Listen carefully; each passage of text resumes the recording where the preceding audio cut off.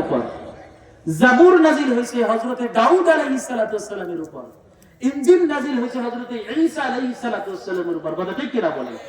আর 100 সহিফা অন্যান্য নবীদের উপর যে নাজিল হয়েছে, এই সমস্ত কিতাবকে আমরা বিশ্বাস করি। কথা ঠিক কিনা বলেন? সমস্ত কিতাব আসমানি কিতাব, এগুলো হক আল্লাহর তরফ থেকে আসছে। তবে বর্তমান বাজারে যে ইনজিল শরীফ আছে, এই ইনজিল কি আর হকের উপরে আছে? জোরে বলেন, আছে? নাই। আবার এই বুঝা ওই ইনজিল শরীফ কিনা পড়া শুরু করেন না। কি কথা ঠিক কিনা বলেন? তাহলে যিশুরে কিন্তু আল্লাহর পুত্র বলতে হইবে। বলেন না নাউজুবিল্লাহ। সম্মানিত হাজিরিন, যে পঞ্চম নম্বরে মুত্তাকিদের গুণ হলো কোরআনের উপর ঈমান আনবে এবং তার পূর্ববর্তী নবীদের উপরে যত কিতাব নাজিল হয়েছে, সহিফা নাজিল হয়েছে, সমস্ত কিতাব এবং সহিফার উপরে তারা ঈমান আনবে। আল্লাহ পাক রব্বুল আলামিন আমাদেরকে ঈমান আনার তৌফিক দেখ, সকলে বলি আমিন।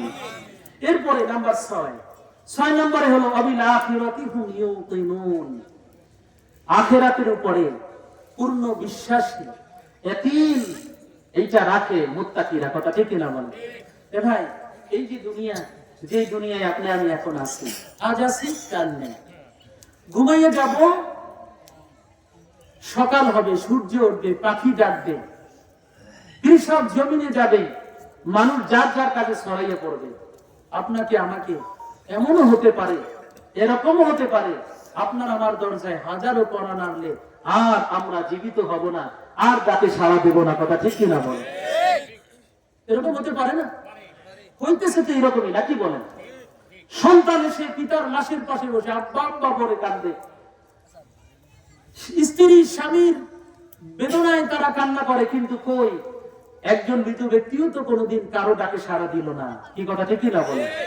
আপনি আমিও পারবো না, কোনোদিনও পারবো না। এই যে গেলাম, আর কোনোদিন এই পৃথিবীতে আসবো না। তাহলে এই পৃথিবীতে কয়দিন বলেন? কয়দিন? মাত্র অল্প দিনের জন্য আমরা এখানে আসছি। কেউ 60 বছর, 70 বছর, কেউ জন্মের সাথে সাথে দুনিয়া থেকে বিদায় নিয়ে চলে যায়, আবার কেউ পৃথিবীতে ভূমিষ্ঠ হওয়ার আগেই মাতৃগর্ভেই মারা যায়। কি কথা ঠিক কিনা বলেন? আল্লাহ যাকে যতটুকুন হায়াত দিয়ে রেখেছেন, এই সময়টুকু অতিবাহিত করতে যতক্ষণ এই পৃথিবী থেকে বিদায় নিতে, তার চেয়ে বেশি সময় আর লাগবে না। তাইলে এই নশ্বর পৃথিবীতে এখান থেকে আমরা বিদায় নিয়ে যাব, আর এই মরার সাথে সাথে যেই জগৎ, যেই জিন্দেগির শুরু হবে, যার শুরু আছে শেষ নাই, অনাদি অনন্তকাল অবিনশ্বর এক পৃথিবীর দিকে আমরা ধাবিত হব। কথা ঠিক কিনা বলেন? এই অবিনশ্বর পৃথিবীতে এটা শুরু হবে আপনার আমার মৃত্যুর মাধ্যমেই। আলমে বারজাখ, কবর থেকে এটা শুরু হবে, কবরে রেখে আসবে, আপনার আমার পরকাল শুরু হয়ে যাবে। কি কথা ঠিক কিনা বলেন? এরপরে জানি না পৃথিবী আরো 1000 বছর থাকতে পারে, কিয়ামত হবে, পৃথিবী লয় প্রলয় হয়ে যাবে। ইসরাফিলের পুনরায় সিংহার ফুৎকারের মাধ্যমে আল্লাহ পাক রব্বুল আলামিন সমস্ত মানুষকে হাসরের ময়দানে একত্রিত করবে। কথা ঠিক কিনা বলেন?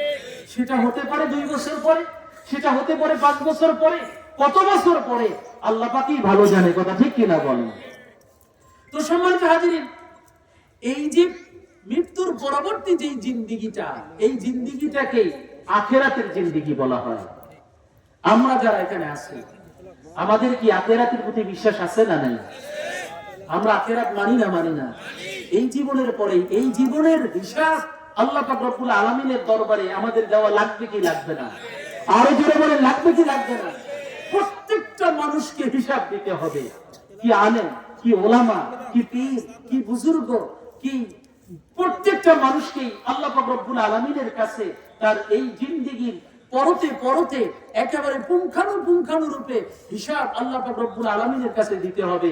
সুতরাং একজন মুত্তাকির 6 নম্বরের গুণ হলো এটাই, যে মুত্তাকি পরকালকে বিশ্বাস করে এবং পরকালকে বিশ্বাস করেই এই পৃথিবীতে আমল করে। কথা ঠিক কিনা বলে? এই হিসাব যদি থাকে, আপনি আমি কখনো পথভ্রষ্ট হব না। প্রত্যেকটা কাজের আগে যদি চিন্তা করেন, আমি যা করি, আমি যেই কাজ করি, সেই কাজ অবশ্যই আল্লাহ পাক রব্বুল আলামিন হাসরের ময়দানে আমার কাছে জিজ্ঞাসা করবে। কথা ঠিক কিনা বলেন? অস্বীকার করার কোনো উপায় আছে? মানুষ, ইনসান তবিয়তগতভাবে অস্বীকার করার একটা প্রবণতা আমাদের মধ্যে আছে না নাই? কি জোরে বলেন? অনেক সময় আছে, অনেক কাজ করবে, আমরা করি না। খাইয়া তুই খাই নাই, কি কথা ঠিক কিনা বলেন? আমরা অস্বীকার করি, চাষ করে অস্বীকার করি, একজনের উপকার মুহূর্তের মধ্যে ভুলে যাই, কি কথা ঠিক কিনা বলেন? না তুই আমার জন্য কি করছিস? স্বামী, এত আদরের স্বামী স্ত্রীর জন্য কি না করলো? কোনো একদিন একটা কিছু আনতে দেরি হয়ে গেছে, চোখের পানিতে স্ত্রী মুখ ভাসাইয়ে বলতেছে, তুমি এই বিবাহের 26 বছরে কোন দিন টাইম দিয়েছিল আমারে, কি কথা ঠিক কিনা বলেন? 99 টাইম দিয়েছে স্ত্রীকে, একটা দিতে দেরি হয়েছে, আর স্ত্রী বললেই ফলাইছে, ওই 99টা নিয়ামতের কথা স্বামী অস্বীকার করে ফেলছে, কথা ঠিক না বলছে? কি কথা ঠিক না? তো মানুষ আমরা অস্বীকার করি। জানেন, অত্যন্ত কঠিন দিন আমাদের সামনে, আমরা অস্বীকার করব, এই প্রবণতা আমাদের মধ্যে আছে বিদায় আল্লাহ পাক রব্বুল আলামিন হাসরের ময়দানে আপনার আমার এই জবানকে আল্লাহ বন্ধ করে দিবে। কি করবে? জবান বন্ধ করে দিবে। কারণ মানুষ, এই ইনসান তবিয়াতগতভাবে দুনিয়ায় বসে আল্লাহর হাজারো নিয়ামতকে অস্বীকার করছে, করে না? জোরে বলেন, করে না? আল্লাহ কি না দিছে আপনাকে আমাকে? সব আল্লাহ দিছে। এই দুনিয়ার সব কিছুকে আপনার আমার জন্য গোলাম বানিয়ে দিছে, কি কথা ঠিক কিনা বলে? একটা মানুষ 3.5 হাত বডির ওজন যদি বেশি হয়, আমার গায়ে 73 কেজি ওজন, ডাক্তার বলতেছে হুজুর আরো 7 কেজি কমাইতে হবে। তাহলে আমার তুলনায় একটা হাতির গায়ে কত কেজি ওজন বেশি? অনেক গুণ বেশি না ওজন? হাতি বাদ দিলাম, এরকম কয়েকশো হাতি মিলাইলে এই একটা নীলতিমির গায়ের ওজন, কথা ঠিক কিনা বলে? এত বড় বড় বড় বড় প্রাণী আল্লাহ পাক রব্বুল আলামিন সৃষ্টি করলো, আর আপনার আমার জন্য গোলাম বানিয়ে দিল, কি কথা ঠিক কিনা বলে? এত বড় হাতি ইচ্ছা করলে আপনার আমার মতো 5 জনকে এক আছাড়ে মারিয়ে ফেলাইতে পারে, পা দিয়ে লাথি মারিয়ে ফুটবলের মতো ফেলাই দিতে পারে, পারে কিনা বলেন? কিন্তু দেখেন, এই 3.5 হাতের আমার চেয়েও ছোট মানুষ, গায়ে হালকা, লক্ষণ দাসের ওই যে হাতি দেখছেন, তার পিঠের উপরে ছোট্ট একটা মানুষ বসে, তারপরে হাতিকে ডিরেকশন দেয়, যেদিকে যাইতে বলে হাতি সেদিকেই যায়, কি কথা ঠিক কিনা বলেন? ভয় বসে পড়ে, দাঁড়া দাঁড়া, এই মোটরসাইকেল ওলার ধর, ওনার কাছ থেকে টাকালা আসছে, পথ আটকে যায়, কি কথা ঠিক কিনা বলে? এখন হাতির দ্বারা চাঁদাবাদি হচ্ছে, কি কথা ঠিক না? তো সম্মানিত হাতির এই বড় বড় আল্লাহর মাখলুকাত আপনার আমার গোলাম হয়ে গেছে, কি কথা ঠিক কিনা বলে?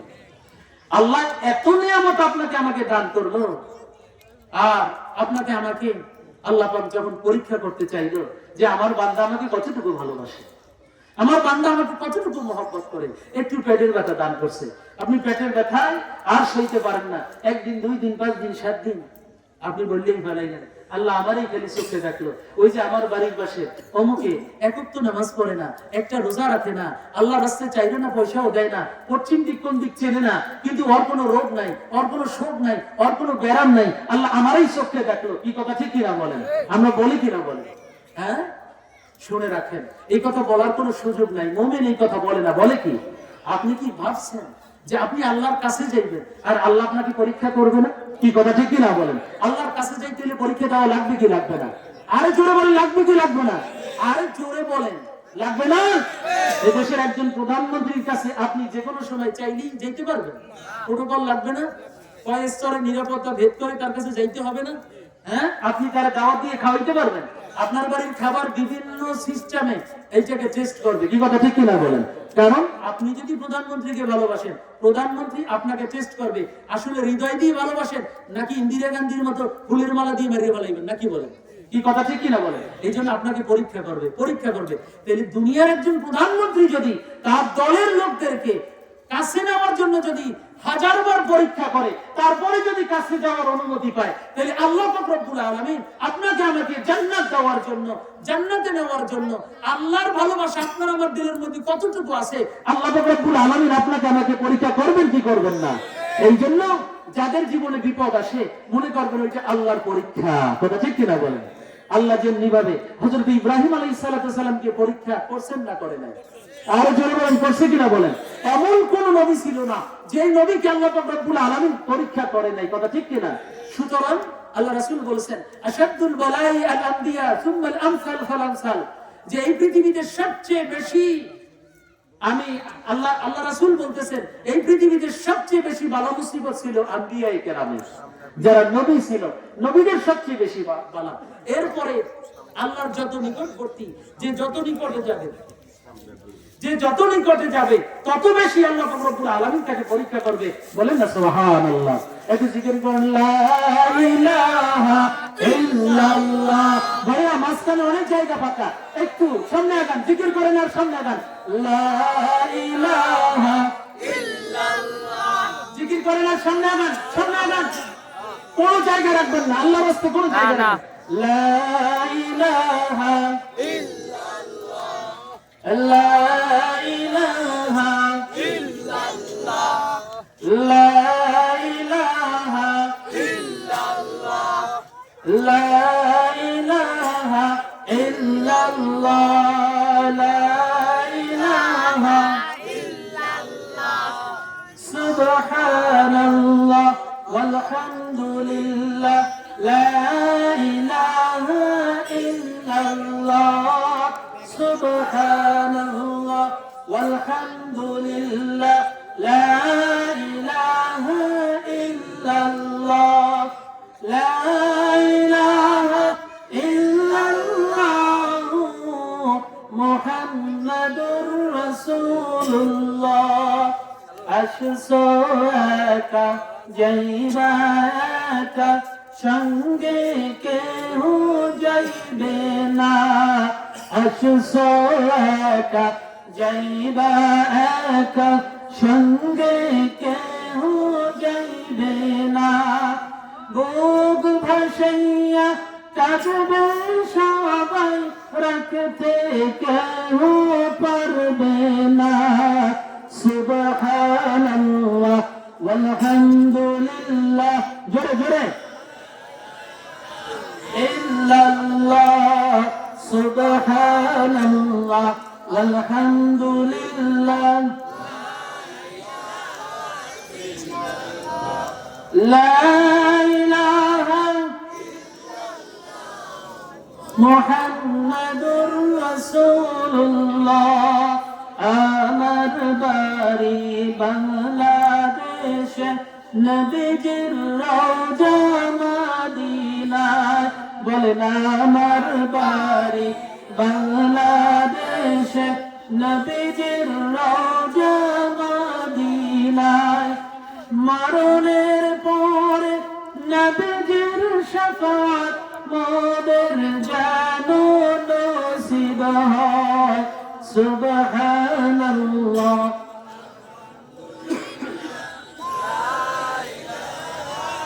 illallah, subhanallah walhamdulillah,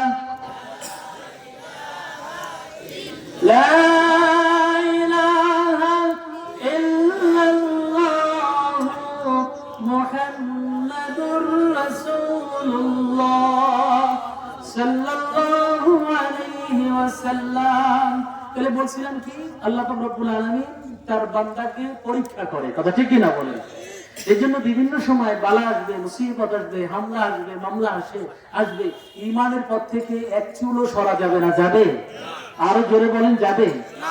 ইমানের সাথে কন্ট্রাডিকশন হয় এমন কোন বিষয়ের সাথে সামান্যতম কিছুর বিনিময় অথবা মূল্যবান করছো কোনো কিছুর বিনিময়, এই পৃথিবীতে কম্প্রোমাইজ করার কোনো সুযোগ নাই, আছে? আরো জোরে বলেন, আছে? সুতরাং আল্লাহ বিপদ দেবে, বালা দেবে, মুসিবত দেবে, জবান থেকে এমন কোন কথা বলা যাবে না যে কথার মাধ্যমে একজন মানুষ মুশরিক হয়ে যায়, একজন মানুষ কাফের হয়ে যায়, কথা ঠিক কিনা বলে? একজন মানুষ যদি বলে আল্লাহ কানা হয়ে গেল আমারই চোখে দেখে, তাইলে কি হয়ে যায়? সাথে সাথে কুফরি হয় কিনা বলে? হ্যাঁ জোরে বলেন, কুফরি হয় কিনা? আর কারো যে বাড়ির পাশের অমুক তমুক এই চোখে দেখে না, ভাইরা শোনেন, তারই চোখে দেয় না, আল্লাহ সবাইকে দেখে, নাকি বলেন? আল্লাহ ছাড় দেয় কিন্তু ছেড়ে দেয় না। আল্লাহ এই ফেরাউনকে 40 বছর ছাড় দেশে কি দেয় না? আরো জোরে বলেন, 40 বছর ফেরাউন আল্লাহর নাফরমানি করছে। ফেরাউন মূসাকে কষ্ট দিয়েছে কত বছর?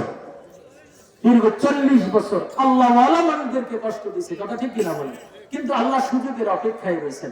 আল্লাহ চিন্তা করতেছেন তোকে আমি সুযোগ দিছি এই জন্য যে আমার মুমিন বান্দাদের কাছে তোকে দৃষ্টান্ত করে রাখবো, কি নাকি বলেন? যাতে করে হাজারো কষ্টের মধ্যে ইবাদত করে, নামাজ না ছেড়ে, হাজারো পরিশ্রম করে, আমার হুকুম পালন করে আমার মুমিন বান্দারা যেন আত্মতৃপ্তি লাভ করতে পারে যে না, আমি আল্লাহর হুকুম পালন করতে পারছি। আর আল্লাহর নাফরমানি করে ফিরাউনের কি অবস্থা হয়েছে, কথা ঠিক কিনা বলে? তো সম্মানিত হাজির, এই জন্য ধৈর্য ধারণ করতে হবে। বালা মুসিবত আল্লাহর তরফ থেকে আসে, আল্লাহ যেন আমাদেরকে ধৈর্য ধারণ করার তৌফিক দেয়, সকলে বলি আমিন। তাইলে যে বিষয়গুলো আপনাদের সামনে বলছি, একজন মুত্তাকির যে গুণ রয়েছে, এক নম্বরে একজন মুত্তাকি অদৃশ্য জগতের প্রতি ঈমান আনে, কথা ঠিক কিনা বলেন? দুই নম্বরে একজন মুত্তাকি কি করে? নামাজ প্রতিষ্ঠা করে। তিন নম্বরে একজন মুত্তাকি আল্লাহ রাব্বুল আলামিনের প্রদত্ত রিজিক থেকে, হালাল রিজিক থেকে আল্লাহর রাস্তায় দান করে, কথা ঠিক কিনা বলেন? চার নম্বরে একজন মুমিন, একজন মুত্তাকি সে কি করে? যে আল্লাহর নবীর উপরে যে কিতাব নাজিল হয়েছে এবং পূর্ববর্তী কিতাব যে নাজিল হয়েছে বিভিন্ন নবীদের উপরে, এর উপরে ঈমান আনে। এরপরে একজন মুত্তাকির আরেকটি গুণ হলো সেটা যে সে আখিরাতের প্রতি ঈমান আনে, কথা ঠিক কিনা বলেন? এই গুণগুলো যাদের মধ্যে থাকবে আল্লাহ পাক রব্বুল আলামিন তাদের সম্পর্কে বলতেছেন। ওই শুরুতে যেমন বলছে আবার বলতেছেন উলাইকা আলা হুদাম মির রাব্বিহিম। এই যে গুণ সম্পন্ন মানুষগুলো যাদের কথা এতক্ষণ আপনাদের সামনে খুলে খুলে বললাম, এদের সম্পর্কে আল্লাহ বলতেছেন যে উলাইকা আলা হুদাম মির রাব্বিহিম, ওই সমস্ত মানুষেরাই তার রবের পক্ষ থেকে তারা হেদায়েতের উপর, বলেন আলহামদুলিল্লাহ। তাহলে হেদায়েতের উপরে যদি থাকতে হয় তাহলে এই গুণগুলো আপনার আমার মাঝে থাকতে হবে কি হবে না? ইনশাআল্লাহ এই গুণের উপর আমল করতে রাজি আছি না ভাই? যারা বলেন রাজি আছি না? কে কে রাজি আছি? নারায়ে তাকবীর, নারায়ে তাকবীর, আল্লাহু আকবার। আমল করার তৌফিক দিন, সকলে বলি আমিন। এরপরে আল্লাহ বলতেছেন ওয়া উলাইকা হুমুল মুফলিহুন। আর যারা আল্লাহর হেদায়েতের উপরে যারা উঠতে পারবে, অর্থাৎ যারা হেদায়েত প্রাপ্ত হবে, আল্লাহ যাদেরকে পথ দেখাবেন, যেই পথ সম্পর্কে আমরা সূরা ফাতিহার মধ্যে আল্লাহর কাছে কামনা করি, বলি, দাবি করি, দোয়া করি, আল্লাহর কাছে চাই যে আল্লাহ ইহদিনাস সিরাতাল মুস্তাকিম, আল্লাহ আপনি আমাদেরকে সহজ সরল সঠিক পথ আপনি আমাদেরকে দেখান। এই যে হেদায়েতের পথ, এইটা আল্লাহ পাক রব্বুল আলামিন এই গুণওয়ালা মানুষদেরকে দান করবেন। আর যারা এই হেদায়েতের পথ পাইবে, আল্লাহ পাক রব্বুল আলামিন বলতেছেন ওয়া উলাইকা হুমুল মুফলিহুন, এই সমস্ত মানুষেরাই তারা কি হবে? সফল হবে। তারা কি হবে? সফল হবে। ভাই, এই জন্য সফলতা এই দুনিয়ায় অনেক ধন সম্পদ, টাকা পয়সা, বাড়ি গাড়ি, মিল কারখানা, ইন্ডাস্ট্রি, এর মধ্যে সফলতা নাই, আছে? আরো জোরে বলেন। ক্ষমতার বিশাল মসনদে হওয়া, প্রধানমন্ত্রী হওয়া, প্রেসিডেন্ট হওয়া, বড় বড় ক্ষমতাধর হওয়া, নাকি বলেন এরকম প্রভাবশালী ব্যক্তি হওয়া, এর মধ্যে কিন্তু কোনো সফলতা নাই। সফলতা আছে কিসের মধ্যে? হেদায়েতের পথে যদি চলতে পারেন তাইলেই কি সে সফল, কথা ঠিক কিনা বলেন? যেমন হযরত বিলাল রাদিয়াল্লাহু তাআলা আনহু, কি কথা ঠিক কিনা বলেন? যিনি ছিল উমাইয়া ইবনে খালদের দাস, নাকি বলেন? কিন্তু উমাইয়া ইবনে খালদ সে কিন্তু হেদায়েতের পথে আসে নাই, সে মালিক হইয়া সে সফল হয় নাই। কিন্তু সফল হয়েছে কে? হযরত বিলাল রাদিয়াল্লাহু তাআলা আনহু। আল্লাহর নবী জবানের দাওয়াত পেয়ে তার হাতে হাত দিয়ে ঈমান এনে মুসলমান হওয়ার পরে ঈমানের পথে অবিচল অটল থেকে তারপরে ওই বিলাল দেখতে কিন্তু ছিল কালো, কথা ঠিক কিনা বলেন? চেহারার কোনো আঁচ ছিল না, নাক ছিল বোচা, কি কথা ঠিক কিনা বলেন? একজন দাস হইয়াও আল্লাহর কাছে তার সুউচ্চ মর্যাদা ছিল, বলেন না সুবহানাল্লাহ? আরো জোরে বলেন না সুবহানাল্লাহ? সেই বিলাল আল্লাহ পাক রব্বুল আলামিনের হুকুমে আল্লাহ রাসূল মুহাম্মদ রাসূলুল্লাহ সাল্লাল্লাহু আলাইহি ওয়াসাল্লাম এই বিলালকে মসজিদে নববীর মুয়াজ্জিন বানাই দিলেন, কথা ঠিক কিনা বলেন? হ্যাঁ, একদিন যখন আল্লাহর নবী দুনিয়া থেকে বিদায় নিয়ে চলে গেছেন, বিলাল আল্লাহর নবীর প্রতি কত বড় আশিক ছিল, কত মহব্বত ছিল, ভালোবাসা ছিল রাসূলের প্রতি। কি ভালোবাসতেন বিলালকে, বিলাল আল্লাহর নবীকে। আল্লাহর নবী যখন দুনিয়া থেকে বিদায় নিয়ে চলে গেলেন, বিলাল আল্লাহ রাসূলের রওজার কাছে দাঁড়িয়ে বলতেছেন, ইয়া রাসূলুল্লাহ, ইয়া হাবিবাল্লাহ, এতদিন আমি বিলাল আযান দিতাম, আপনি আপনার হুজরা থেকে বের হয়ে আইসা আপনার নামাজের মুসল্লায় দাঁড়াইতেন, আপনি তো আর কোনোদিন আমাদের মাঝে আসবেন না। সুতরাং আমি বিলাল এখন থেকে আর আযান দেব না, কারণ আমি আযান দিলে আপনি যদি নামাজে না আসেন আমার ওই আযান দিয়ে কোনো লাভ নাই। শুধু আযান না, আমি এই মদিনায় থাকবো না। হযরত বিলাল রাদিয়াল্লাহু তাআলা আনহু আল্লাহর নবীর শোকে মদিনা ছেড়ে তারপর বহুদূর চলে গেছেন, কথা ঠিক কিনা বলেন? 1 মাস 2 মাস 6 মাস যখন অতিবাহিত হয়ে গেছে, হযরত বিলাল রাদিয়াল্লাহু তাআলা আনহু রাতের বেলায় স্বপ্নে দেখেন আল্লাহ রাসূল বলতেছেন যে বিলাল, তুমি মদিনা ছেড়ে, আমার বিরহে তুমি মদিনা ছেড়ে চলে গেছো, মদিনার মসজিদে তো আজানই হয় না, বলেন না সুবহানাল্লাহ। শীঘ্রই তুমি মদিনায় চলে যাও আর মদিনার মিনারে তুমি আবারও আজান দাও, বলেন না সুবহানাল্লাহ। কত ভালোবাসা ছিল আল্লাহ রাসূলের প্রতি, আর আল্লাহ রাসূলেরও কত ভালোবাসা ছিল বেলালের প্রতি। এই বেলালের কিন্তু দুনিয়ায় জাগতিক অনেক সম্পদ ছিল না, কথা ঠিক কিনা বলেন? বেলাল সফল হয়েছে হেদায়েতের পথে ওঠার পরে। আল্লাহ পাক যেন আপনাকে আমাকে এই হেদায়েতের পথে ওঠার তৌফিক দেয়, সকলে বলি আমিন। কয়েকজন আমাকে বিভিন্ন ভাবে বিভিন্ন অ্যাঙ্গেল থেকে আমাকে মোবাইলে বলেছে হুজুর এই বিষয়ে আলোচনা করবেন, ওই বিষয়ে আলোচনা করবেন। মোটামুটি সকল বিষয় মিলিয়ে আলোচনা করলাম। সর্বশেষ একটা বিষয়ের উপরে আমি দাশেরাতের মাহফিলে অত্যন্ত জোর দিয়ে কথাটা বলছি, আপনাদের সামনে বলি, আজকে সভ্যতার জোয়ার হয়েছে, মানবতার ভাটা হয়েছে, কথা ঠিক কিনা বলেন?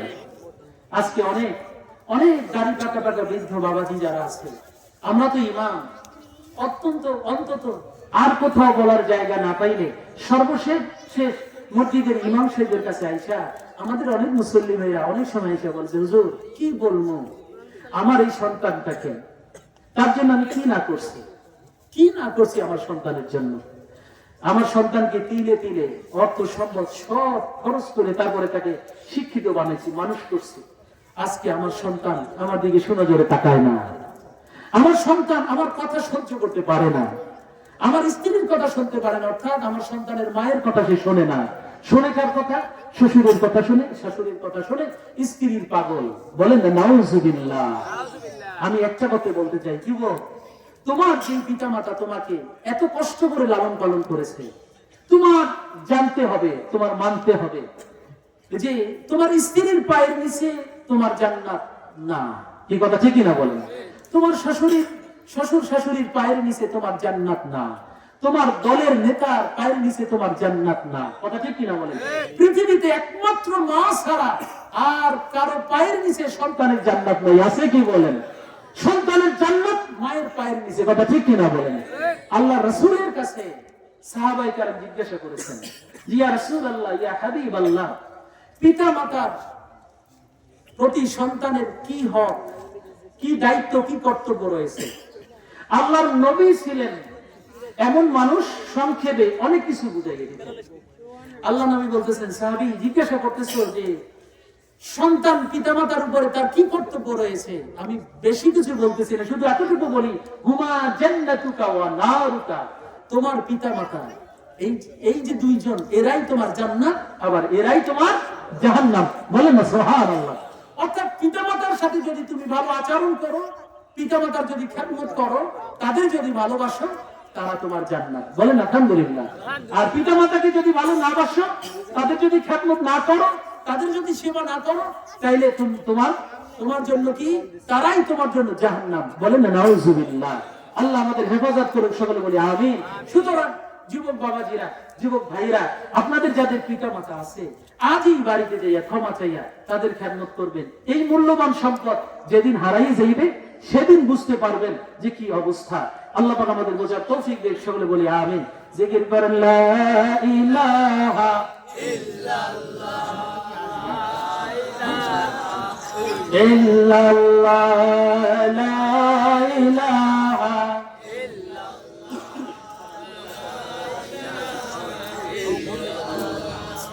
لا إله لا إله لا إله إلا الله محمد رسول الله। ভাইরা, আমি একটু দেখতে চাই, আমি আপনাদের সামনে বসেছি, গত 1.5 বছর হয় আমার মাকে হারিয়েছি, 4 বছর আগে বাবাকে হারিয়েছি, আমার মাও নেই, আমার বাবাও নেই। কিন্তু এই মজলিসে মা বাবা উভয় আছে, অথবা মা আছে বা বাবা আছে, এরকম সৌভাগ্যশীল মানুষগুলোর চেহারা আমি কি দেখতে চাই। একটু হাত তুলে দেখান তো, একটু হাত তুলে দেখান, আল্লাহ কবুল করুক। অনেকেরই নেই, আবার অনেকের আছে। এই যাদের পিতা মাতা আছে, হাত নামান, হাত নামান, হাত নামান। আপনারা আবার পিতা হয়েছেন, অনেকে হয়েছেন না? জোরে বলেন, হয়েছেন কিনা বলেন। আপনি একটু বাড়িতে যাইয়া চক্ষু বন্ধ করবেন, আপনার পিতামাতার কষ্ট আপনার কাছে বুঝে আসবে। আপনি আপনার সন্তানের জন্য কি করতেছেন? আপনার সন্তানের যখন জ্বর হয়, আপনার সন্তান যখন অসুস্থ হয়, তখন আপনার কেমন লাগে? কি কথা ঠিক কিনা বলেন? আপনার কেমন লাগে? আপনি তখন আপনার ছোটবেলায় চলে যাবেন, আপনি চক্ষু বন্ধ করে আপনি চিন্তা করবেন, আপনার যেমন কষ্ট লাগে আপনার পিতা মাতার ঠিক আপনাকে নিয়ে ছোটবেলায় এরকম কষ্ট লাগছে। কি কথা ঠিক কিনা বলেন? অনেকে বলে যে হুজুর, আমার মা আমার বাবা আমার প্রতি ভালো আচরণ করে, আমার মা আমার বাবা আমার প্রতি ভালো আচরণ করে না। কি কথা বুঝতে পারছি? এরকম থাকতে পারে না? আমার যারা পিতা আছেন, পর্দার অন্তরালে মা যারা আছেন, তাদেরকে বলতেছি, সন্তান 5 জন আপনার কাছে সমান। কথা ঠিক কিনা বলে? কি কথা ঠিক কিনা? সন্তান যদি 5 জন হয়, 5 জন আপনার কাছে সমান। সমাজের একটা ব্যাধি হয়েছে, ব্যাধি। আর এ কারণে আমাদের অনেক বাবাজিরা বৃদ্ধ বয়সে লাঞ্ছিত হয়। আল্লাহর হস্তে আপনাদের পায়ে হাত দিয়ে বলি, কাজগুলো করবেন না। অনেক পিতা আছে, আমার কাছে অনেক সাক্ষী আছে, বাস্তব প্রমাণ বলছি। বৃদ্ধ বয়সে যেই দেখছে 5 জন ছেলের মধ্যে একজনের একটু টাকা পয়সা আছে, একটু আদর যত বেশি করছে। 5 জন ছেলে হাতের 5টা আঙ্গুল কি সমান হয়? জোরে বলেন, সমান হয়? 5 ছেলের মধ্যে 5 জনের মন মেজাজও সমান হয় না, হয় কি? কিন্তু সবার প্রতি আপনার সমান ভালোবাসা থাকবে। যে আপনাকে একটু বেশি ভালোবাসে, চল চল আগুন জ্বালানো, জায়গা ধরে 2 জোশ লিখে দিয়ে যাবে। এরকম করে কি করে না? কপাল পোড়া। এরকম কপাল পোড়া পিতা মাতা আমাদের সমাজে এখনো আছে। 3 ছেলে 2 মেয়ে। কথা বুঝতে পারছেন? মেয়েদের ধুনিয়া পাতার ঝোলও দেয় নাই, মেয়েদের সম্পত্তি ওই ছেলেদের নামে লিখে দিয়েছে। কথা ঠিক কিনা বলে? হাসরের ময়দানে এই মেয়ে মামলা করবে পিতার বিরুদ্ধে, তোমার মেয়ে, তাতে কি? এই কন্যার হক তুমি যে নষ্ট করেছো, এই কারণে আল্লাহ রব্বুল আলামিন ওই জমিনের 7 আসমান জমিন সহ যা হয় আল্লাহ তোমার গলায় ঝুলিয়ে দেবে, কন্যার হক নষ্ট করার জন্য। এরকম আছে না আমাদের সমাজে? হ্যাঁ, মেয়েদেরকে সম্পত্তি না দিয়ে ছেলেদের নামে লিখে দেয়, আর ছেলেদের নামে লিখে দেয় জনমের মতো বাড়ি থেকে বাড়ি করে দেয়, অথবা বৃদ্ধাশ্রমে পাঠিয়ে দেয়। কথা ঠিক কিনা বলেন? তো সম্মানিত হাজিরিন, এই কাজগুলো করা যাবে না। পিতামাতার আপনারা এই কাজগুলো করবেন না। আপনি মারা গেলে অটো ইসলামী শরিয়া অনুযায়ী আপনার সন্তান সন্ততি স্ত্রী যা বলেন, আপনার আপনজন যারা থাকবে, কোরআনের বিধান অনুযায়ী, হাদিসের নিয়ম অনুযায়ী। কথাটা বুঝতে পারছেন? জাবিল আরহাম, জাবিল ফুরুজের মালিক আসহাবে ফরাইজ যারা, তারা অটো পাইয়ে যাবে। কি কথা ঠিক না? তো আপনার কি দরকার আছে এক সন্তানকে বেশি দেওয়া, আরেকজনের কম দেওয়া? এবার যদি কেউ তৈরি বসে, এই সম্পত্তির বিনিময়ে আপনি খাওয়াইবেন, কতটা খেয়াল করেন? এবার ওপর 2 বার বলতেছে। সন্তানেরা খেয়াল করো, যদি কোনো পিতা মাতা এরকম করেই বসে, তাইলে তুমি, তোমার সম্পদ দেয় নাই, কিন্তু সম্পদ দেওয়ার মালিক কে? আল্লাহ। আরো জোরে বলেন, কে? আল্লাহ। এরকম অনেক প্রমাণ আছে, অনেক প্রমাণ আছে। ভালোবাসে এক সন্তানের সম্পদ দিয়ে গেছে, মোটেও রাখতে পারে নাই, হামলা মামলায় পড়ে সব শেষ। যেটারে দেয় নাই, যেটারে ভালোবাসে নাই, আল্লাহ ওইটারে সম্পদশালী বানাইতেছে, ওরা শিল্পপতি বানাইছে। বলেন সুবহানাল্লাহ। তুমি চিন্তা করবা যে তোমাকে সম্পদ দেওয়ার মালিক কে? তোমার পিতাও না, তোমার মাতাও না। কথা ঠিক কিনা বলেন? আল্লাহ যেহেতু সম্পদ দেওয়ার মালিক, তোমার পিতা মাতা তোমাকে দেয় নাই, আলহামদুলিল্লাহ, তারপরেও তুমি তোমার পিতা মাতার প্রতি সদাচরণ করবে। কথা ঠিক কিনা বলেন? কি কথা ঠিক কিনা বলেন? কারণ পিতা মাতার সাথে সদাচরণ করলে, পিতা মাতার খেদমত করলেই জান্নাত। কি কথা ঠিক কিনা বলেন? পিতা মাতার প্রতি যদি ভালোবাসা থাকে, তাইলে কি হওয়া যায়? পিতা মাতার খেদমত করলে আল্লাহর ওলি হওয়া যায়। কি হওয়া যায়?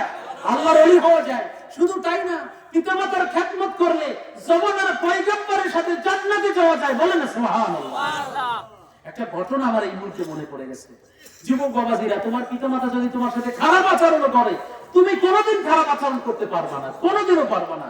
কারণ তোমার পিতামাতার হক তুমি কোনোদিনও আদায় করতে পারবা না, দেনা ঋণ শোধ করতে পারবা না। হযরত মূসা আলাইহিস সালাতু ওয়াস সালাম, আল্লাহর নবী হযরত মূসা আলাইহিস সালাতু ওয়াস সালাম, তিনি তো কালিমুল্লাহ ছিল। কথা ঠিক কিনা বলেন? এই মূসা আলাইহিস সালাতু ওয়াস সালাম আল্লাহর কাছে ফরিয়াদ করতেছেন যে আল্লাহ, আমি তো জামানার জলিলুল কদর নবী, আল্লাহ তুমি তো আমাকে পয়গম্বর হিসেবে দুনিয়ায় পাঠাইছো। আমার তোমার কাছে একটা প্রশ্ন আছে, আমার জানতে মনে চায়। আল্লাহ, আল্লাহ আমি মারা যাওয়ার পরে হাসরের ময়দানে আল্লাহ আমাকে তো তুমি জান্নাত দিবা, এই জান্নাতে আমার সঙ্গী কে হবে? বলেন আলহামদুলিল্লাহ। কি জানতে মনে চায় কিনা বলেন? হ্যাঁ, জানতে মনে চায় না? হযরতে মূসা আলাইহিস সালাম, হযরত মূসা আলাইহিস সালাম বললেন যে আল্লাহ জান্নাতে আমার সঙ্গী কে হবে, আমার সাথী কে হবে? আল্লাহ আমাকে একটু জানাই গেলে ভালো হয়, আমার আত্মতৃপ্তি লাভ হয়। তখন আল্লাহ পাক রব্বুল আলামিন বলতেছেন যে মূসা, কিয়ামতের ময়দানে হাসরের মাঠে জান্নাতে তোমার সঙ্গী হবে একজন কসাই। বলেন সুবহানাল্লাহ। একজন নবীর সাথে একজন কসাই জান্নাতি হবে। কে জান্নাতি হবে বলেন? একজন কসাই। হযরতে মূসা আলাইহিস সালাম, আল্লাহ পাক রব্বুল আলামিনের যেহেতু ফয়সালা, এখানে তো আর কোনো সন্দেহ থাকতে পারে না। কি কথা ঠিক কিনা বলেন? মূসা আলাইহিস সালাম বলেন, আল্লাহ আমি জমানার পয়গম্বর, আমার সাথে একজন কসাই জান্নাতি হবে, তাহলে অবশ্যই তার মধ্যে কোনো ভালো গুণ আছে। কথা ঠিক কিনা বলেন? তার কোনো এমন গুণ আছে যেই গুণের কারণে তুমি খুশি হইয়া জমানার পয়গম্বরের সাথে তুমি তাকে জান্নাতি বানাবা। আল্লাহ আমি তার সাথে দেখা করতে চাই, আমি তার ওই গুণ সম্পর্কে জানতে চাই। বলেন না সুবহানাল্লাহ। আমি দেখতে চাই তার মধ্যে কি গুণ আছে যে গুণের কারণে তুমি খুশি হইয়া তুমি তাকে আমার সাথে জান্নাতের সঙ্গী বানাইয়ে দেবা। কি কথা ঠিক কিনা বলেন? এবার আল্লাহর কাছে যে আবদার করছে, করার পরে আল্লাহ পাক রব্বুল আলামিন বলতেছেন, মূসা তুমি অমুক বাজারের অমুক জায়গায় যাইয়া দেখো, সে গোশত বিক্রি করতেছে। হযরত মূসা আলাইহিস সালাম আল্লাহর দেওয়া ঠিকানা অনুযায়ী ওই বাজারে গেলেন, যাইয়া দেখতেছেন ওই যে মাংস বিক্রেতা কসাই, তার গোশত বিক্রি একেবারে শেষ পর্যায়ে, এখন তার সবকিছু সে গুছাইতেছে। গোশত বিক্রি করতে যাইয়া ওই গরুর যে ভালো ভালো যে গোশত, যে অংশটুকু সবচেয়ে ভালো, কথা বুঝতে পারছেন? এই ভালো ভালো অংশটুকু আলাদা করছে, আলাদা করে একটা ফুটলা করছে। ওনার ওই যে সরঞ্জামাদি যা আছে ওইগুলোকে আলাদা ফুটলা করছে, ফুটলা করতেছে। উনি খুব ব্যস্ত কাজের মধ্যে। উনি এসে বলতেছে যে ভাই আমি আসছি তোমার কাছে বহু দূর থেকে, তোমার সাথে আমার বড় জরুরি কথা আছে, মুশাওয়ারা আছে, আমি তোমার সাথে একটু কথা বলতে চাই, তোমার হাতে কি সময় আছে? তখন ওই কসাই বলতেছে যে ভাই আপনি কি, আপনাকে আমি চিনি না, কিন্তু আমার হাতে যে এখন সময় নেই আমার সাথে কথা বলার, এখন আমি যে আপনাকে সময় দিব এই সময় আমার হাতে নাই, কারণ আমাকে এখন বাড়ি যেতে হবে, বাড়িতে যাই আমার অনেক গুরুত্বপূর্ণ কাজ আছে, সেই কাজগুলো আমাকে করতে হবে। ওই কাজ করার পরে আপনি যদি আমার সঙ্গে থাকতে পারেন তাহলে আমি আপনাকে সময় দিতে পারবো, আপনি কথা বলবেন। বলেন না সুবহানাল্লাহ। আল্লাহ জামানার পয়গম্বর হযরত মূসাকে দেখাইবেন বিদায় আল্লাহ খেলা খেলতেছে নাকি বলেন? হযরত মূসা আলাইহিস সালাম রাজি হয়ে গেল, নাসর বান্দা বলেন ঠিক আছে আমি আপনার সাথে যাব, আপনার বাড়ির মেহমান হব, আমি আপনাকে সময় দেব, আপনি আপনার কাজ করার পরে আপনি আমাকে সময় দিন। হযরত মূসা আলাইহিস সালাম ওই কসাইয়ের সাথে সাথে তার বাড়ি গেল। হযরত মূসা আলাইহিস সালাম দেখতেছেন যে তাকে মেহমান খানায় বসাইয়া কসাই দ্রুতই ঘরের মধ্যে গেল। ঘরের মধ্যে যাইয়া ওই গোশত টুকরা টুকরা করলো, ভুনা করলো, রুটি বানাইলো। কথা বুঝতে পারছেন? এরপরে নিজের মাকে কি করলো? গোসল করাইয়া জায়নামাজের উপরে বসাইয়া দিছে, খাবার খাওয়াইয়া জায়নামাজের উপরে বসাইয়া দিছে। এখন মূসা আলাইহিস সালাম বারান্দায় আর ঘরের অন্তরালে বসে, মা জায়নামাজে বসে নামাজ পড়ার পরে ওদিকে কসাই আসছে যে বাচ্চা হয়ে যে ওই যে মেহমান আসছে তার সাথে কথা বলবেন। তো এমন সময় মূসা আলাইহিস সালাম শুনতেছেন যে আল্লাহর বান্দি ওই কসাইয়ের মা ওই জায়নামাজে বসে আল্লাহর কাছে দোয়া করতেছে, আল্লাহ আমার সন্তান সারাদিন এত পরিশ্রম করে, এরপরে বাসায় আইসা গরুর ভালো অংশ থেকে গোশত এনে টুকরা টুকরা করে নিজের হাতে রান্না করে ভুনা করে আমাকে রুটি দিয়া তারপরে খাওয়াইয়া আমাকে গোসল করাইয়া সুন্দরভাবে পরিপাটি কইরা আমাকে এই জায়নামাজের উপরে বসাই দিয়েছে। আল্লাহ আমি তোমার কাছে দোয়া করি, আল্লাহ আমি তোমার কাছে দোয়া করি, আমার যেই সন্তান আমার জন্য এত কিছু করলো, আল্লাহ তুমি আমার ওই সন্তানকে জমানার পয়গম্বর হযরত মূসার সাথে তুমি জান্নাতি হিসেবে কবুল করে নিও। বলেন না সুবহানাল্লাহ। এই দোয়া ঘরে বসে মা করতেছে আর হযরত মূসা আলাইহিস সালাম বারান্দায় বসে শুনছেন কিনা বলেন? এবার কসাই আসছে, আসার বলে বলতেছে, ভাই আমি যেই কারণে তোমার কাছে আসছিলাম আমি আমার প্রশ্নের জবাব পেয়ে গেছি, তোমার সাথে সময় দিয়ে কথা বলার আমার আর কোনো দরকার নাই, আমি সমস্ত প্রশ্নের জবাব পেয়ে গেছি। বলেন না সুবহানাল্লাহ। তাহলে মা বাবার খেদমত করলে জমানার পয়গম্বরদের সাথে কি হওয়া যায়? জান্নাতি হওয়া যায়। কথা ঠিক কিনা বলেন? এই জন্য যুবক ভাইয়েরা পিতামাতার খেদমত করবেন, খবরদার এই অমূল্য সম্পদের অবহেলা তাদেরকে অসম্মান করবেন না। আল্লাহ পাক রব্বুল আলামিন আমাদের বোঝার তৌফিক দিক, সকলে বলি আমিন। সম্মানিত হাজিরিন, যতটুকু আলোচনা হয়েছে কোরআন থেকে, আল্লাহ পাক রব্বুল আলামিন, আমি যদি ভুল করে থাকি, এই ভুল ত্রুটি থেকে আল্লাহ পাক রব্বুল আলামিন আপনাদের জেহেনকে হেফাজত করুক। আল্লাহ পাক রব্বুল আলামিন আমাকে ক্ষমা করে দিক, আপনাকে আমাকে সকলকে আল্লাহ পাক রব্বুল আলামিন এই সমস্ত বিষয়গুলো আমল করার তৌফিক দিক। সকলে বলি আমিন। আসসালামু আলাইকুম ওয়া রাহমাতুল্লাহি ওয়া বারাকাতুহু।